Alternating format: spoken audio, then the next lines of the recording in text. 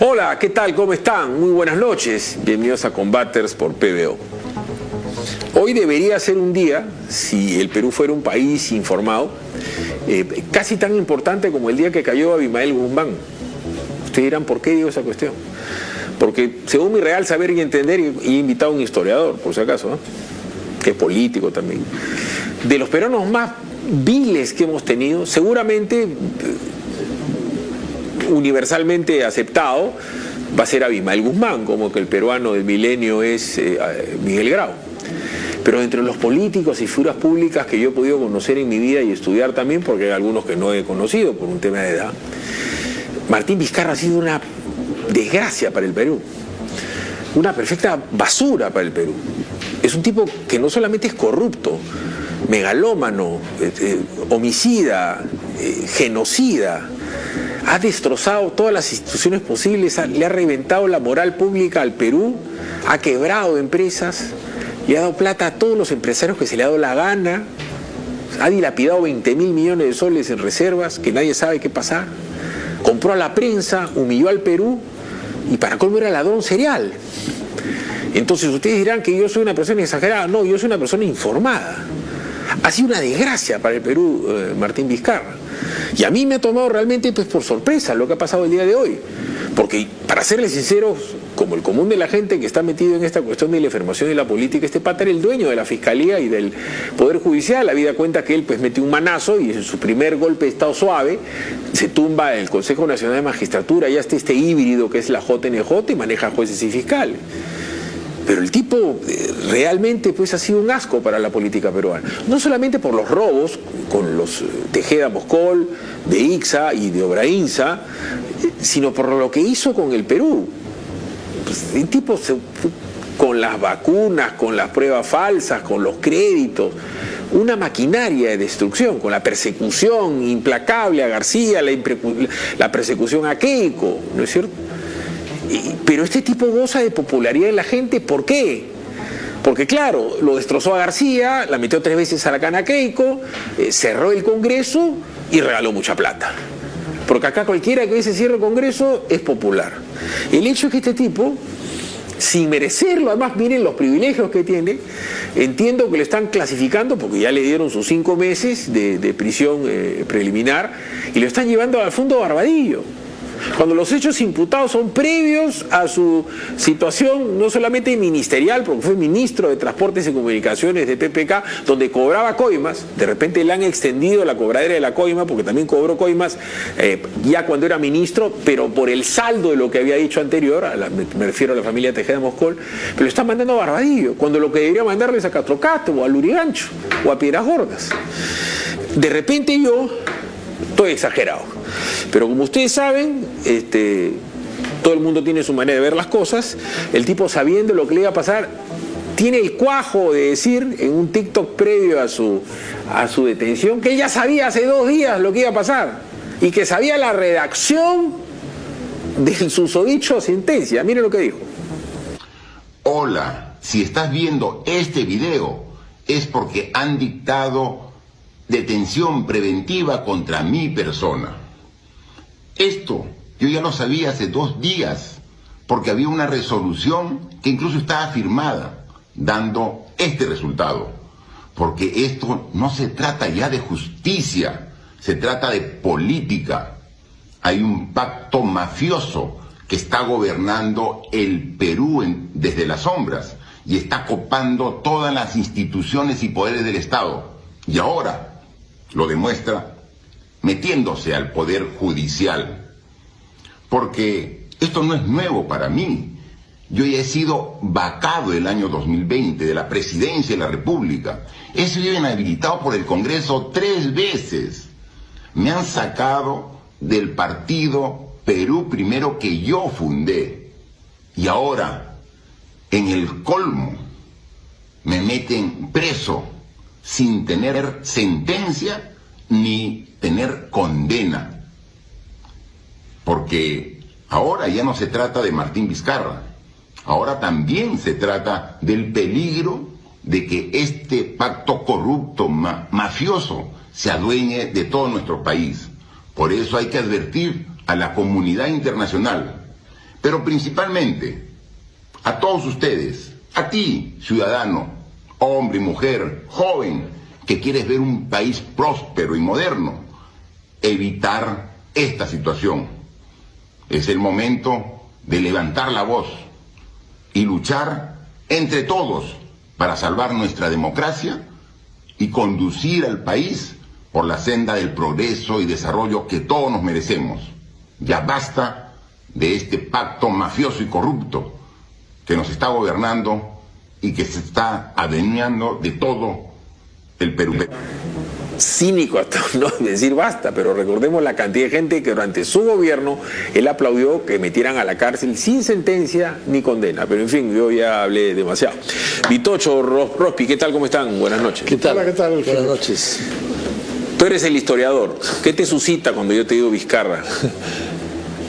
Impostor. Impostor, un falso valor, un cínico y un caradura, ¿no? O sea, todos los defectos que podemos decirlos acá nos quedamos cortos. Este señor dice ahora lo que justamente hizo para perseguir a sus opositores, justamente, ¿no? Y se queja de una prisión preventiva de 5 meses. Si fuese Keiko, García, Toledo, Humala o Susana Villarán, no le importaría que sean hasta 36 meses. Claro. Pero sí, a él le afectan 5 meses, porque su vanidad y su sinvergüencería es tan alta, tan elevada a su ego, que nunca pensó que iba a pasar eso. Ha estado hace 2 días en Santa Marta. Nunca estuvo en Santa Rosa, quiero decir. Nunca estuvo en Santa Rosa. No lo conoció. No fue como ministro, no fue como presidente, no fue como gobernador de Moquegua, ni como embajador de Canadá. Ahora fue. Y dicen que estaba muy preocupado de saber dónde estaban las fronteras. Tengo información de gente de mi partido de Santa Rosa que dice que preguntó, aquí, ¿dónde está? ¿Dónde está? O sea, preguntaba un poco. O sea, estoy seguro de que si sabía esto, continuaba su viaje a Tabatinga. Bueno, y por último, lo dices tú, que tú has sido rival político de García de toda una vida. Así es. Y de Keiko también. Por supuesto. Ahora, Fernando, seguramente vamos a hablar del tema esto de la ley de amnistía y tal. Cuando yo te digo Vizcarra, ¿qué te suscita? Tú que has tratado, porque tú has tratado con delincuentes, con asesinos, con sicarios, con malditos por tu chamba de ministro del Interior y de hombre de inteligencia. ¿Cómo puedes definir a un tipo como este señor Vizcarra? Es una de las personas que más daño causó al Perú en lo que va del siglo XXI. Con la pandemia hizo barbaridades, encerró a la gente, compró vacunas de mala calidad, no compró las vacunas buenas que hubieran podido salvar a muchísimas personas, las pruebas rápidas, es decir, fue culpable de la muerte de cientos de miles de personas. Pero tú decías varias razones por las cuales hay gente que lo respalda, pero hay que añadir una más que es muy importante. Él constituyó la llamada coalición vizcarrista. ¿Con quién? Con la mafia caviar. Y el respaldo que le dieron los medios de prensa cuando él hacía barbaridades, cuando caía en casos de corrupción, cuando hizo estupidez y media durante la pandemia, encerrando a la población cuando el virus se seguía difundiendo, etcétera, etcétera, la prensa lo respaldaba al 100%, la inmensa mayoría de los medios de comunicación. Esa es una de las razones por las cuales este sinvergüenza sigue teniendo gente confundida que todavía cree en él. Aclaro que podría ser al 99%, y los he traído a ambos dos por la misma razón. Porque en esa época, tanto tú tenías un veto, como tú tenías un veto. En esa época yo trabajaba en Willax, el canal que nadie ve. Pero en esa época en Willax no había llegado ni Ortiz, ni había llegado Milagros Leiva, y en ese momento Sonda, que estaba del otro lado, ¿no? Estaba del otro lado, trabajando en América Televisión. Entonces yo ahora les comentaba a varios amigos míos, inclusive amigos que venían de afuera, ¿no? Me decía, tú debes estar feliz por lo que ha pasado. No poco, hermano, yo quiero que lo condenen, y este tipo merece morir ahogado, como muchísimos peruanos. Este tipo tuvo la crueldad de encerrar a la gente más pobre. Así es. En una choza, sin luz, sin agua, y les decía, lávense con alcohol. ¿Qué alcohol si no tienen ni agua? La gente que vive del diario, Vitocho, estaba desesperada por un poco de comida y les comenzó a regalar plata. humilló al Perú, porque evidentemente como tienes hambre, la gente estiraba la mano, pero paralelamente esclavizó a los medios de comunicación, prácticamente a todos, y le dio dinero a los grandes poderes del Perú. Debería haber una comisión investigadora, así como hay una comisión investigadora para la muerte de Alan García, que lo vamos a hablar, la comisión investigadora del dinero, hermano. Tú eres empresario. 2 meses de venta equivalen a la utilidad de un año para mega conglomerados. Y reactiva. El reactivo famoso. El famoso reactivo. Y los bonos a la gente que regalaban. ¿A quién le iba esos bonos? O sea, lo que ha hecho Vizcarra es arrodillar a la prensa. ¿Por qué crees que los otros canales no están noticias, no lo pueden decir?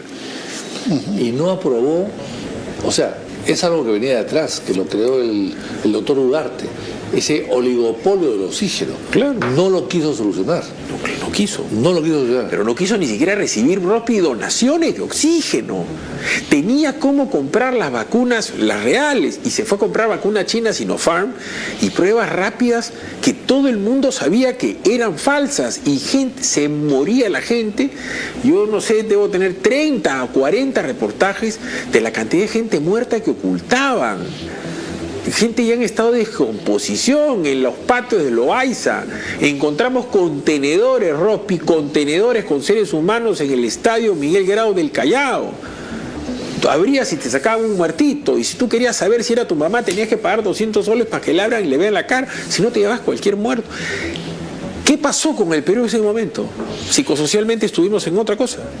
Así es. Bueno, como te digo, esa mafia caviar que controla los medios de comunicación, la mayoría de medios de comunicación, ayudó porque tenían un trato con él.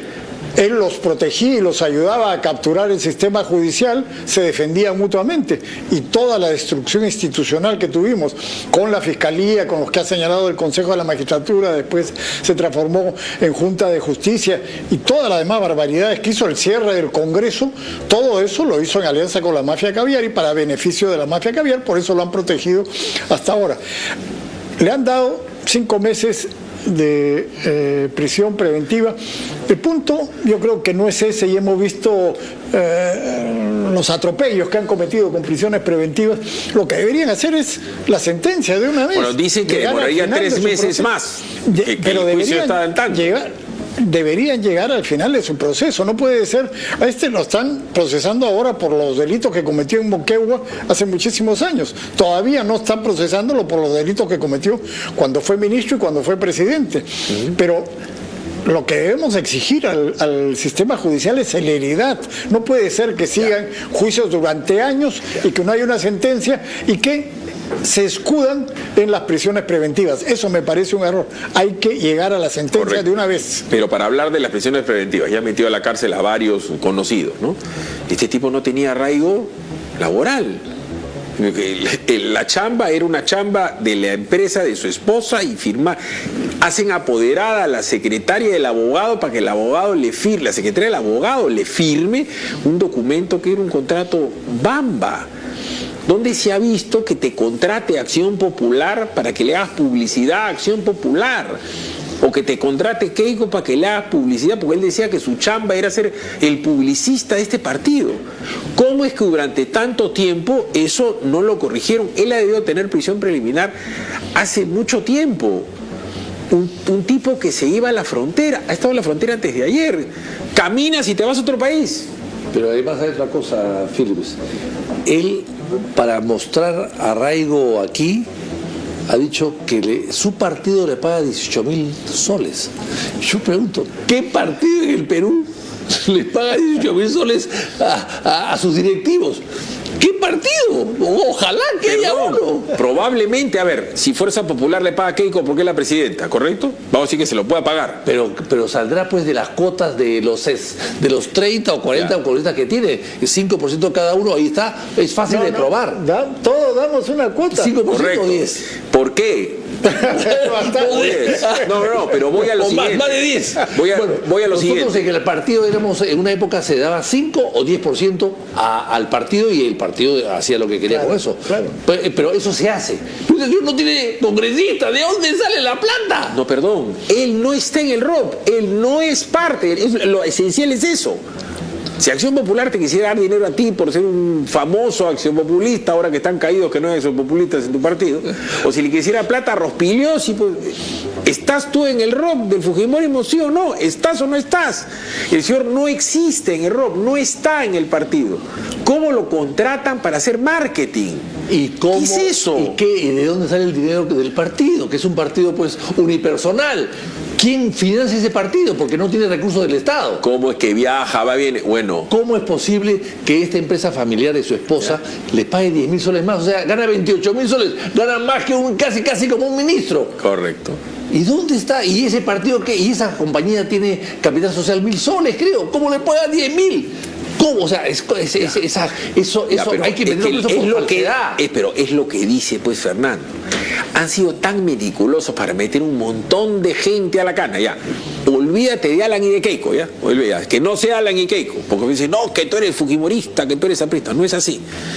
¿Cómo ha metido a la cana tanta gente por no tener Chibolín? Ya. ¿Por qué te la cana Chibolín? Porque no pudo probar su arraigo domiciliario, porque vivía de un lado para otro y no tenía un trabajo. Y dijeron, no, tú no trabajas acá. Y le dijeron, no, Chibolín, pero este pata está afuera. El abogado, para que vean que somos democráticos, dijo lo siguiente, Erwin Sicha, escuchemos. ¿Qué persona que vive con su esposa, que vive con su hija, que vive con su hijo menor de edad, no tendría arraigo familiar? ¿Te parece eso no, pero ¿te parece un argumento razonable lo que ha dicho el juez? ¿Desconocer de esa manera a tu familia? Igual nosotros hemos tomado las acciones legales pertinentes, hemos cuestionado todo lo que se tiene que cuestionar, hemos argumentado la ilicitud de ciertas pruebas que vienen siendo actuadas. Te reitero, en este país las posiciones disidentes están permitidas. Entiendo yo por el medio al que perteneces, eres en cierta medida una persona que por lo menos ideológicamente es disidente al señor Martín Vizcarra Cornejo. Pero eso no implica que se deba permitir para tu opositor político una arbitrariedad como esta. No se debe hacer con nadie. Y yo he criticado no solo esta prisión preventiva, critiqué la prisión preventiva de Ollantumala, la prisión preventiva de Keiko Fujimori, porque no se puede ser tan ligero al momento de decidir sobre la libertad de las personas. Jamás, porque es tu opositor político, tengas un criterio de que no, este tiene que ir a la cárcel. ¿Por qué? Porque piensa distinto a mí. Y lo que nosotros no debemos permitir como ciudadanos es que ocurra esto para cualquier persona. Mira, yo no tengo una diferencia ideológica con este señor. No sé cuál es su ideología, no sé si ustedes saben cuál es su ideología. Es una diferencia moral. Si a él le hubiera puesto grillete, Rospi, tú has sido ministro de... Si te le pones un grillete y el Ministerio del Interior marca el grillete, ¿cuántas veces ha estado en zona de frontera? ¿Cuántas veces ha estado en zona de frontera? ¿Una vez? ¿2 veces? Ha estado en Tacna, ha estado en Puno, acá está en la selva, ha sido a Tumbes. El tipo se paseaba por el Perú, sin arraigo domiciliario. Porque además miente, porque la señora esposa tenía una dirección diferente de la de él. O sea, todo esto se lo han permitido durante meses a este señor. Ese es el tema. Y ahora yo no entiendo, de repente tú me lo puedes explicar, ¿por qué lo están llevando a Barbadillo? Si el delito imputado es de previo a su situación presidencial. ¿Por qué? Bueno, supongo porque ha ocupado la presidencia de la República y ese le da un privilegio, ¿no? Es una situación de privilegio. Barbadillo. ¿Sí? Bueno, eso lo ha calificado el INPE, ¿no? El quinto presidente, y esto es algo, ¿tú conoces algún país del mundo que tenga? En este caso tenemos 4 expresidentes presos. Además todos casi juntos, claro. Todos en el mismo local, comparten patio.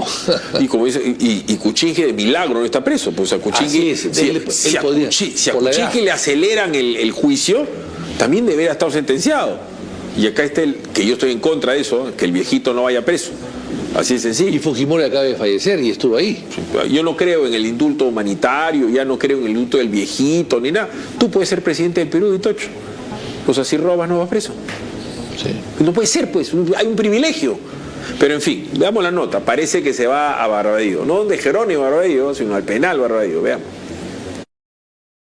Es declarada fundada para imponer prisión preventiva al ahora acusado Martín Alberto Vizcarra Cornejo por el delito de cohecho pasivo propio de 2 obras de magnitud. El plazo no es 6 meses, solo es 5. Se le borró la sonrisa y los ojos le empezaron a brillar. ¿Acaso quiere llorar el lagarto? No hay más que hacer salvo que el mismo juzgado evalúe una actuación de prueba excepcional. Con mirada lastimera y queriéndose morder los dedos, un Martín Vizcarra visiblemente preocupado escuchó cómo el juez Jorge Chávez Tamariz ordenó su prisión preventiva por 5 meses. El lagarto pasará los próximos 150 días de su miserable vida tras las rejas. Ordeno, ya que se encuentra presente, para que pueda ser conducido a un establecimiento penitenciario y cumple el mandato judicial. Así ha concluido. Se notifica. Señor fiscal. Conforme, señor juez. Abogado. Interponemos recurso de apelación. ¡Vizcarra, presidente! Qué distinto tenía el rostro cuando llegó a la audiencia. Su arribo fue con una enorme sonrisa, la misma que muestra cada que hace sus apariciones políticas en distintas ciudades del Perú. Lugares a los que ya no podrá ir al menos durante los próximos 5 meses. La faena fue maratónica. La audiencia duró más de 6 horas pese al intento del juez de cronometrar todo. Al fiscal, por ejemplo, le tomó casi 1 hora para exponer el primer presupuesto de su pedido de prisión preventiva. Son elementos de convicción.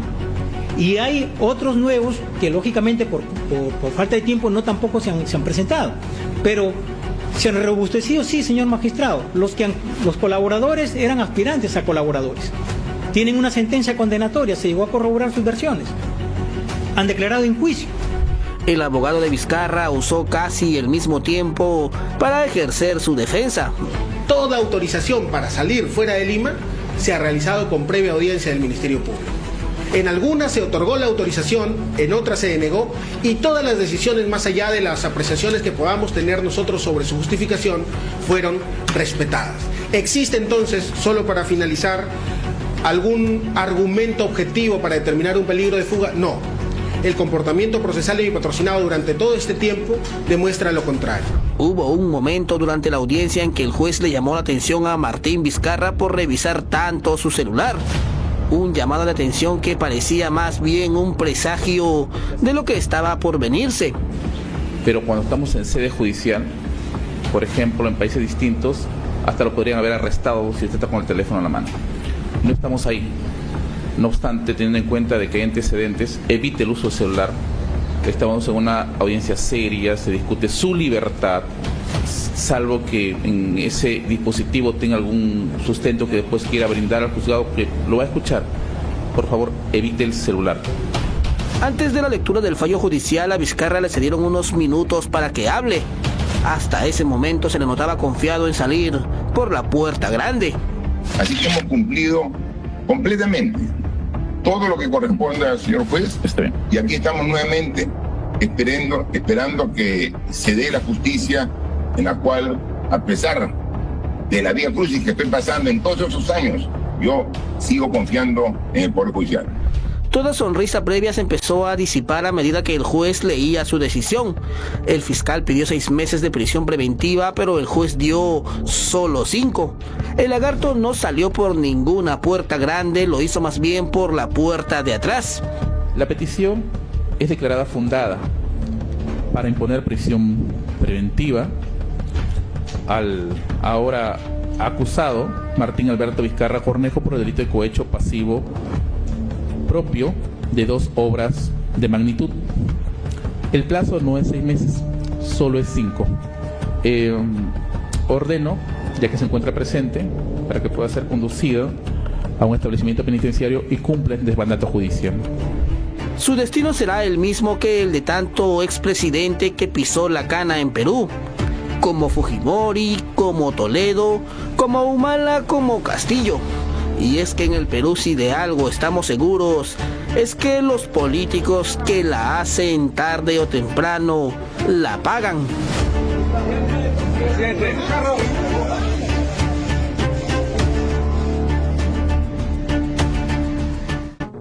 Cuando hablaba el fiscal de los hechos imputados, es tal el nivel de detalle. Yo le preguntaba a Ropi, ¿sabes? Oye, al ujier, al portapliegos de Obraíza, lo mandan a cambiar cheques al banco de 600.000, 400.000 soles, le da la plata al señor Tejeda y ese día lo coimean. Tienen el día, la fecha, la hora, la coordenada satelital, la llamada por teléfono, el WhatsApp. Posteriormente, cuando ella es ministro de Kuczynski, y de repente por eso es que está en Barbadillo, porque ya era ministro, cobra una coima, porque va a la casa de Tejeda Moscol y le cobra la coima, le dan un sobre. Y todo esto le ha tirado dedo del tal, su compinche. Lo que quedaba, lo que todavía no le habían pagado. Su saldo. El resto, el saldo. José Miguel Hernández. Igual que Toledo, reclamaba siempre el saldo. Nunca dejó de cobrar nada, no perdonó ni un sol. Ahora me preguntaba mi hija, yo almorcé en mi casa, ¿no? Yo le decía que quería que vaya, tú eres historiador. ¿En qué país del mundo hay 4 presidentes en la cárcel? A la que vez. yo sepa ninguno. ¿Tú conoces? ¿No? Eso es un récord mundial. Es algo, es un récord mundial. Porque además, repito, PPK también tendría que estar en la cana. Sí. Y lo de la señora, lo que se le viene, es bien complicadito, ¿eh? Es bien complicado, no es sencillo lo de la señora presidente.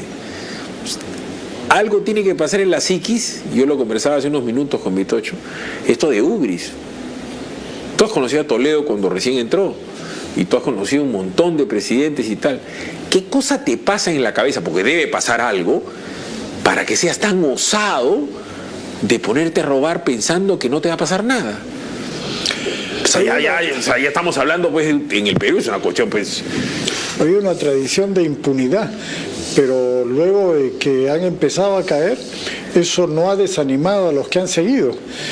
Entonces, supongo que siempre pensarán que a ellos no les va a llegar la hora. Y se han equivocado. Ahora, en las alturas del poder, la sobonería, la lisonja, ¿no? Pero tú también has sido poderoso y te soban, pero y tú también. Pero es que pierden la razón a veces. Pero, o sea, se sienten en unas nubes, en una altura tan elevada que creen que esto es eterno y que nadie se va a dar cuenta y que nadie los va a descubrir ni nadie los va a denunciar. Esa es la verdad. Porque hay gente que con una moral, digamos, frágil al borde del precipicio, que llega al poder y dije, bueno, pues los frenos que podían haber antes no los existen y empiezan a robar. Eso es lo que va a pasar. Pero en este caso es el sobre. Dame mi sobre, dame mi plata. Como todo le daba, a mí la verdad es que en este caso de la corrupción, a mí la política no es lo que me frena que me vayan a meter preso. Eso no es qué peligroso, ¿no? Y yo siento que mi viejo me puede estar mirando. ¿Qué estás haciendo? ¿Qué te pasa por la cabeza? Tú tienes una hija, mujer, que tu hija te vea recibiendo el sobre. Este pata ahí me pedía sobres de plata. Toledo, ¿para qué quería 20 palos? ¿Para qué quieres 20 millones de dólares a los 60 años? ¿Para qué te quieres comprar una casa de 4 millones, como Toledo, una casa de 4 millones de dólares a los 60 años? Y estás tú con la bruja de su esposa. Al contrario, yo no quisiera ni verla, la esposa, me aprovecho y me divorcio. Si era una bruja, le habían caro. Teniendo una buena residencia ya, en Camacho, muy buena residencia. Claro, o sea, no necesitabas crecer más. O sea, cuando tú llegas a esa edad, lo que quieres es reducirte y no ampliarte. Claro. O este tipo, ¿no? Para mantener al Perú en vilo, mientras que él arreglaba esto, porque esto eran los juicios. A mí me lo dijo en mi cara que quería que le solucionen los juicios. Me dijo, habla tú con Vitocho le tenía miedo. O sea, a mí me dijo en mi cara que quería lo de los juicios, porque sabía que venía esto. Entonces, el tipo ha esclavizado al Perú, lo ha metido en una casa, ha quebrado a todos los pequeños negocios, porque él necesitaba ganar tiempo. Veo que jodía a Keiko, jodía a Alan, lo que tú quieras. Ha gobernado por decreto. ¿Cuántos decretos? 180 decretos. Ha sido dictador de Perú. Casi un año. Casi un año. 9 meses o 10 meses. Entonces, y la gente todavía lo valora, pero porque le hizo daño al otro. Porque dice, la caneó a Keiko, le jodió la vida, claro, le ha fregado a la familia y cuánta cosa hay. Y a García lo mató, bien muerto. Hay algo que pasa en el Perú pues con la cabeza de las personas. Sigamos avanzando. Volvió Patricia Benavides, la ex fiscal de la Nación, fue designada como titular de la segunda Fiscalía Suprema Penal. ¿Qué le suscita el regreso tan tumultuoso de la señora? Lo que a mí me preocupa de todo lo que está pasando en la Fiscalía es cómo está quedando. Porque la señora Delia Espinosa se ha prendido al cargo como garrapatas, se ha prendido al cargo y ya crea una sensación de que los cargos son vitalicios en el Perú y que nadie te puede sacar y que los poderes del Estado no tienen autoridad sobre otros poderes, a pesar de que la Constitución es sumamente clara. Pero mira lo que te dices, la asignación del despacho Benavides implicó un reacomodo. Mira el reacomodo. Entonces sacan a Zoraida Ábalos del cargo que está ocupando la fiscal de la Nación, ahí. Pero también ella va a pasar a la Fiscalía Suprema especializada en delitos de altos funcionarios públicos, sabiendo que la señora no es muy eficaz al respecto. Pero además también significó que el fiscal supremo provisional, Alcides Chinchay, quien estaba investigando el caso Chibolín, se ha reasignado a otro despacho fiscal. De momento no se conoce cuál será su nueva oficina. Yo no confío en absoluto lo que está pasando en la Fiscalía. No, para nada. O sea, la han destruido totalmente desde el punto de vista institucional.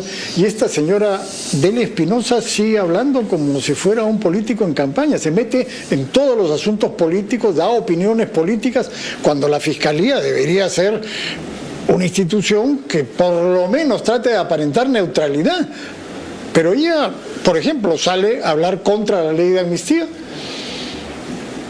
¿Cómo puede una fiscal de la Nación salir a meterse en una discusión que es política? Y lo ha hecho antes y lo sigue haciendo ahora. Ahorita lo vamos a hablar. Perdón.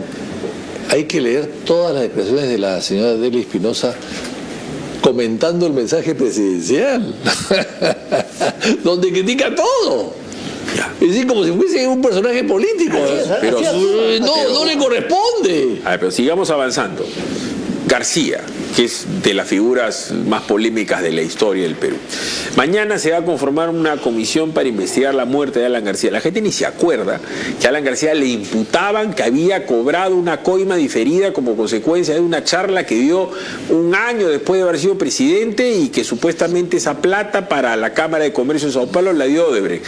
Y esa era una coima diferida. Ahora cuando se dice, suena algo pues realmente estúpido, porque por eso fue que lo estaban yendo a detener a García, que tenía pues evidentemente arraigo domiciliario, pues en este caso hasta un hijo menor de edad, chibolito el Federico.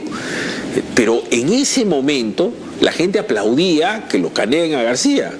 Y este señor hizo un consejo de ministros, acuérdate, hizo un consejo de ministros a las 7 de la mañana en Palacio de Gobierno para ver Canal N, que tenía la exclusiva de la cana de García. Algo pasó realmente muy sórdido con el Perú, con Vizcarra. Algo le ha pasado a los peruanos para disfrutar de ese show. Parece una generación de políticos que decían, por fin lo meten. Dicen que inclusive el chaleco de García lo mandaron a hacer hasta para el tamaño de García. Bueno, tenemos una larga tradición, acuérdate de Leguía. Fue idolatrado durante 11 años y al final terminó muriendo en una prisión de la manera más espantosa.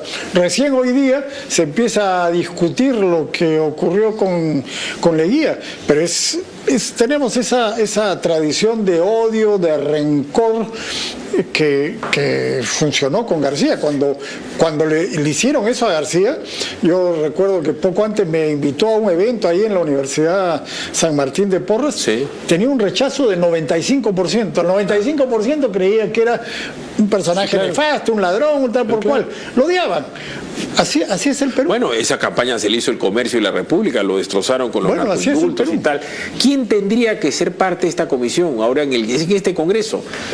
Yo corrijo un poquito a Fernando. Leguía no murió en la cárcel, murió en el Hospital Naval de Bellavista. Ok. ¿No? Bueno, después de haber estado en la cárcel. Cuando ya muriendo, bueno, es que estaba en el panóptico y lógicamente se enfermó, pero lo trasladaron al Hospital Naval de Bellavista y fue atendido muy bien por una enfermera. chiclayana, 45 kilos, sí, chiclayana como él, y bueno, y salió encinta la enfermera porque tuvo un hijo póstumo.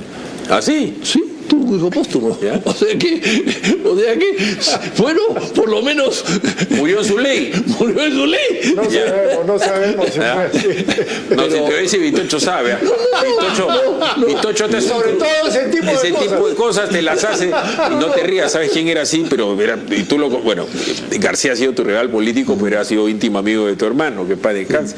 Pero alguien que sabía ese tipo de anécdotas, que las buscaba y las rebuscaba, Alan García era el rey de saber lo que nadie sabía de Rospi. Yo me acabo de enterar que leía Con el ala mató. Sí. Y se supone que murió de cáncer a la próstata. ¿Ya? O sea que no la tendría tan mal en todo caso, ¿no? Bueno, como Aníbal Torres, que dice que no tiene próstata, pero no ha ido a la cárcel supuestamente por estar mal de la próstata, pero en fin. Pero en todo caso, yo creo lo siguiente, en el caso de García... ¿Quién tendría que estar en esa comisión? García se suicidó y sabía que se iba a suicidar. Sí, claro, sí. O sea, él lo dijo varias veces, lo dijo antes, lo mencionó a su gente cercana, y ahora sí lo puedo contar. Una de las últimas salidas de García fue al cumpleaños de mi hermano José Antonio, a un restaurante por acá cerca, donde estaba la familia. Yo no estaba, yo estaba de viaje. Pero García fue uno de los pocos invitados que llegó, fue García a este almuerzo. Se ha publicado inclusive unas fotos de eso. Y García contó en la mesa que los buenos suicidas no podían dispararse acá, tenían que dispararse aquí. Y bueno, quedó impresionada la gente que estaba ahí, mi hermana quedó impresionada, dijo, oye, ¿qué es esto, no? O sea, y esto fue el 19 de marzo. García se suicida en abril. O sea, 30 días después. Entonces él sabía lo que tenía que hacer, sabía lo que hacía, y tan es así que llamó a Cookie antes de suicidarse para comunicarle, llegó la hora, me despido de ti. Te quiero mucho, o sea que todo eso es verdad. Entonces yo creo que el tema no es el suicidio de García. Lo que acá, y que se puede hacer sin necesidad de hacer una comisión, es por qué diablos la justicia, los fiscales detuvieron una trampa a García, hicieron que venga de España con una promesa, y era para meterlo preso. O sea, fue la trampa del offside o la trampa del gato al ratón, ¿no? Bueno, o sea, lo sabían tanto que hubo un primer intento de suicidio el día que le niegan el asilo en Uruguay, que se portaron como unos chanchos, varios que García porque hay varios que García le debe de comer que lo traicionan. Le preguntamos a Wilmer Medina al respecto, porque no sé, o sea, ¿quién en este Congreso va a asumir ese tema? No hay apristas en el Congreso. ¿Quién va a investigar a García? A ver, le preguntamos a Wilmer Medina. Bueno, ya la moción se ha aprobado, me parece, lo que falta es instalarse, ¿no?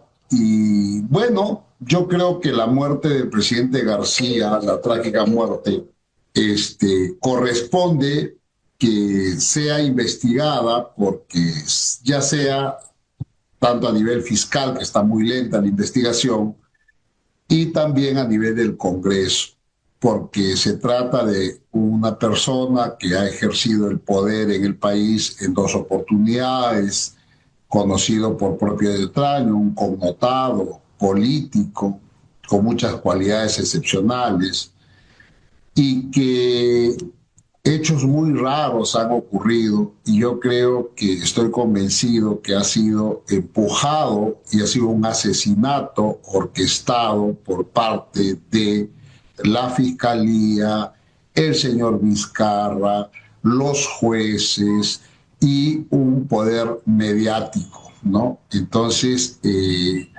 yo creo que vale la pena que los peruanos tomemos conocimiento al final de esta investigación, cuáles han sido las motivaciones, quiénes han sido los responsables que realizaron este operativo perfectamente armado.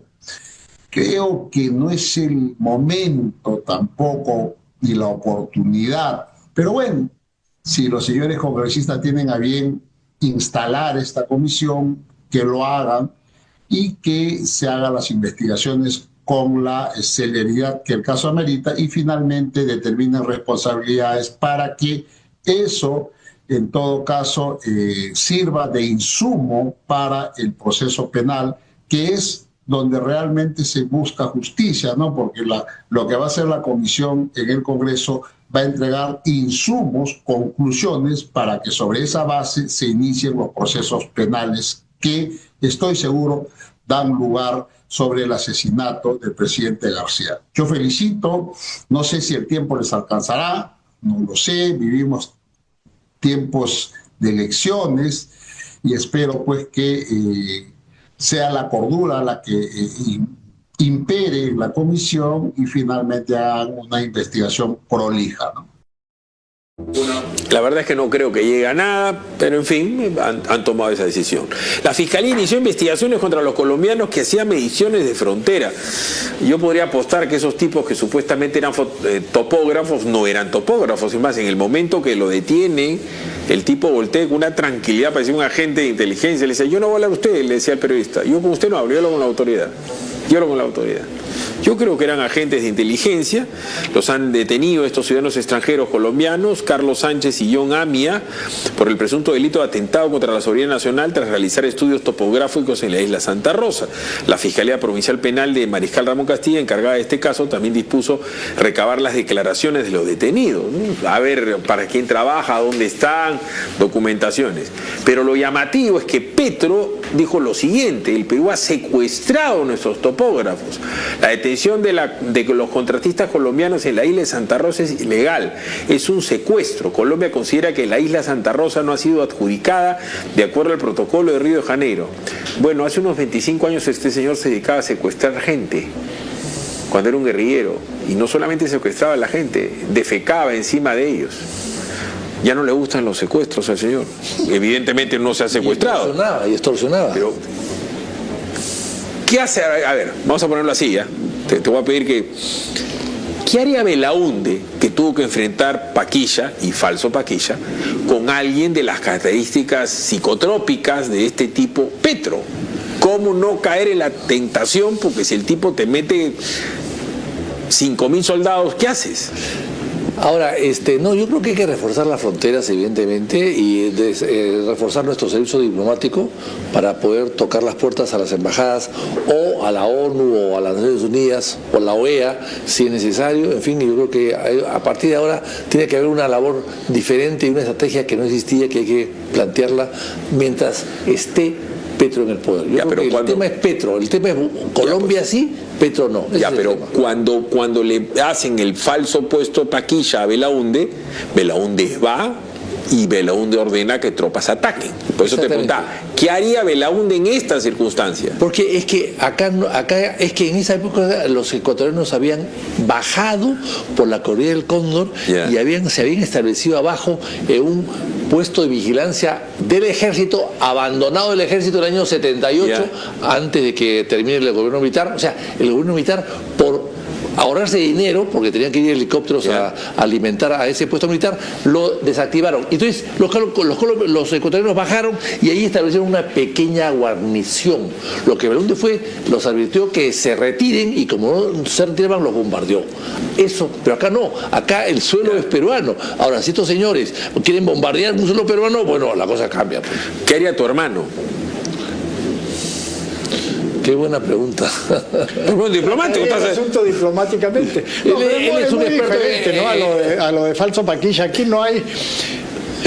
acuérdate que estaba en cuestión el protocolo de Río de Janeiro, los ecuatorianos lo cuestionaban, no nosotros obviamente, pero acá no hay discusión sobre eso. La frontera está establecida, los tratados están vigentes, nadie los discute. Este es simplemente una provocación claramente realizada por este individuo para tapar los problemas internos que tiene. Le va pésimo.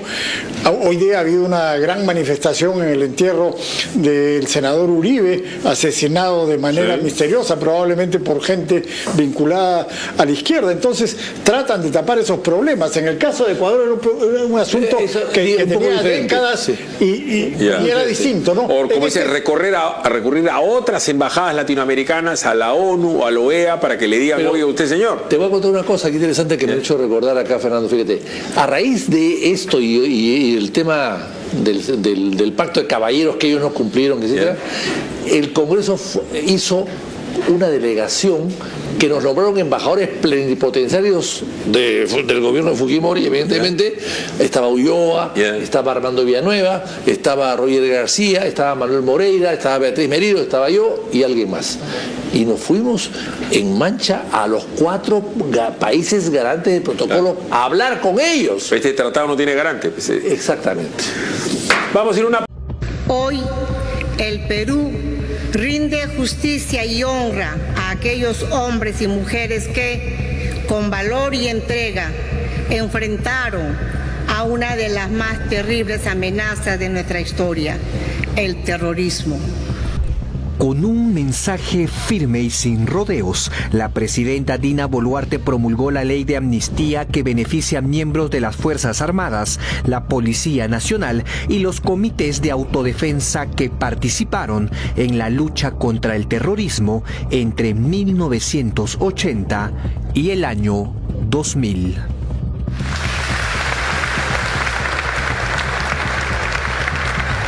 El terrorismo nos dejó más de 70.000 muertos, pero gracias al coraje de nuestros soldados, policías y valientes campesinos organizados en comités de autodefensa, logramos recuperar la paz y salvar la democracia.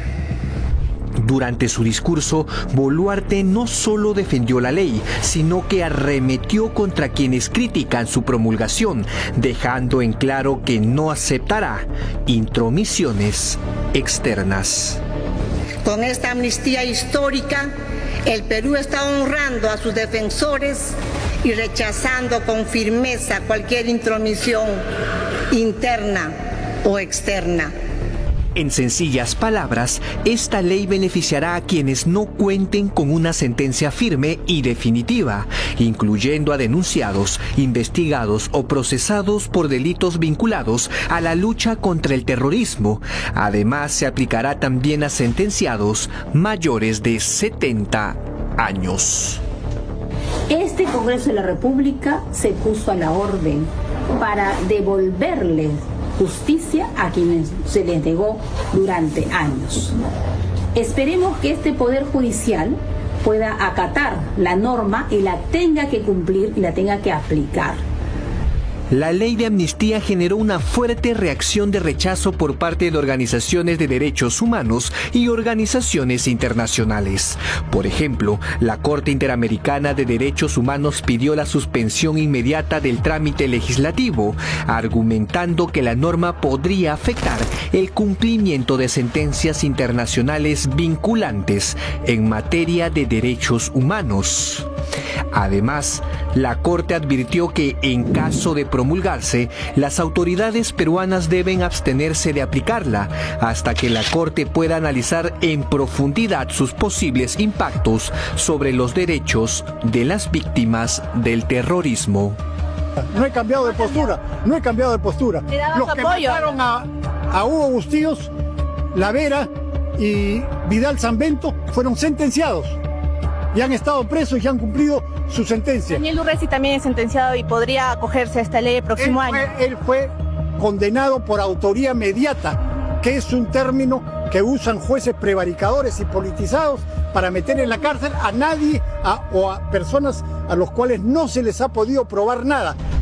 Para el gobierno y muchos sectores de la ciudadanía, esta ley representa un acto de justicia largamente esperado, un reconocimiento a quienes con sacrificio y valentía defendieron al país en uno de los periodos más oscuros de su historia.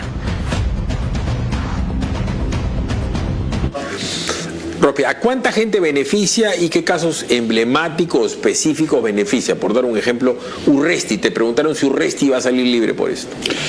Bueno, esto beneficia aproximadamente a unas 1.200, 1.300 personas, militares y policías, la mayoría que están siendo procesados de manera ilegal por supuestos delitos cometidos en los años 80 y 90.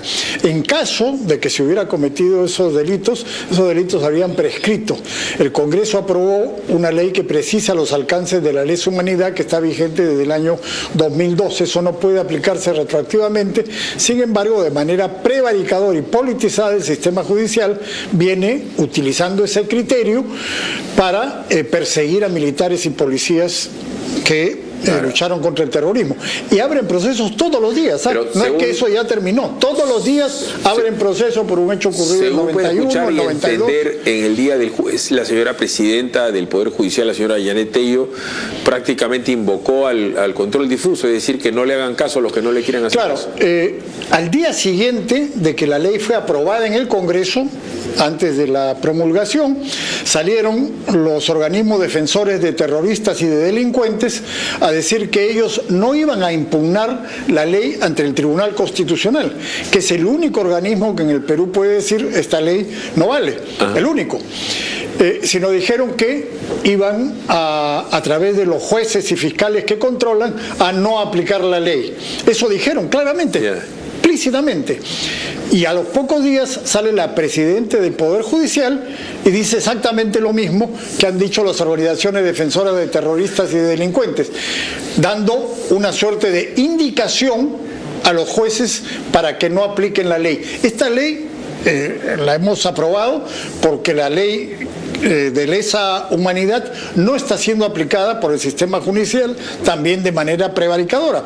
El único juez, el juez Justiniano del Norte Chico, que aplicó la ley, estaban tratando de procesar a unos militares por un hecho ocurrido el año 91. Entonces el juez dijo: si hay algún delito, eso ya prescribió. Lesa humanidad no se aplica. ¿Sabe lo que le pasó a ese juez? A los 3 días lo suspendieron por 6 meses. Con otro pretexto, por supuesto, no pueden suspenderlo por aplicar una ley. Lo suspendieron inmediatamente. O sea, así actúa la mafia caviar en el sistema Estamos judicial. hablando del gobierno de Belaúnde, cuando hablamos de década del 80, casos de la época del gobierno de Belaúnde. Sí, claro, casos de la época del 80. ¿A ti te hace sentido que se siga persiguiendo a gente que presuntamente delinquió hace 30 años? A ver, mira, yo soy... mi padre ha tenido un atentado terrorista y yo soy parte de una familia víctima, ¿no? Una familia víctima que sufrió los estragos del terrorismo. Mi padre recibió 5 balazos de Sendero Luminoso el 24 de abril del año 85 y eso lo llevó a una convalecencia que lo llevó finalmente a la muerte. Así es que yo no tengo ningún tipo de simpatía por ningún terrorista, ni mucho menos. Creo, sin embargo, 2 cosas. La ley no la conozco porque no salió publicado todavía, se va a publicar mañana, pero hay, creo que 2 cosas. En primer lugar, me parece que no me gusta la idea de una ley de amnistía de esa naturaleza, pero sí comprendo perfectamente bien que la justicia en el Perú no puede demorarse 30 o 40 años en procesar a personas que han cometido excesos de ninguna naturaleza, y menos aún reabrir juicios que estaban cerrados. Eso me parece espantosamente malo. Entonces tiene que haber una norma que sancione a los jueces que hacen eso. Y claro, si tenemos a una fiscal de la nación que no quiere acatar una ley, bueno, pues un juez de abajo también puede hacer exactamente lo mismo, ¿no? Por eso es imprescindible la reforma del sistema de justicia, pero no con este Congreso, no en estas circunstancias. Vamos a ir a una pausa rápida, Raúl y veloz. Si eres de los bravos que se enfrentan a días bravos, hay algo que tienes que saber sobre la proteína, además de nutrirte de energía, vitalidad, fuerza para enfrentarlo todo. Por eso quiero invitarte a conocer Pro, un producto alto en proteína que te da un impulso para lograr todo lo que te propongas. Tiene 2 líneas pensadas para distintos niveles de exigencia. Pro Power, ideal para los días más intensos, con 30 gramos de proteína en bebidas lácteas y 15 gramos de yodo en su yogur cucharable. Y Pro Day, perfecta para la rutina del día a día, con 20 gramos de bebidas lácteas y yogures bebibles o 10 gramos en el cucharable de avena. Así que ya lo sabes, mi hermano, si te propones algo, hazlo con Pro, porque Pro es la proteína que te ayuda a lograr todo lo que te propongas. Pausa, regresamos. Han sido muy amables. Gracias. Buenas noches. Gracias. Lo dejamos con Ricardo Vázquez Ponce.